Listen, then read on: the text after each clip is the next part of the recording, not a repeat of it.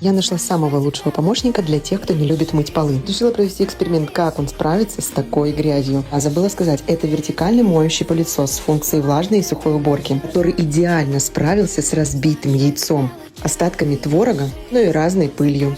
Ведь у меня скоро будет 3 детей. Хочется, чтобы дома было постоянно чисто. Вы посмотрите, как загрязнился контейнер. Кстати, у пылесоса есть контейнер для воды, контейнер для грязной воды, ну и, соответственно, валик. Теперь я дома. Заряжаюсь на новые пылевые победы. У пылесоса есть функция самоочистки. Самоочистка окончена. Сияю, как у кота. Глаза.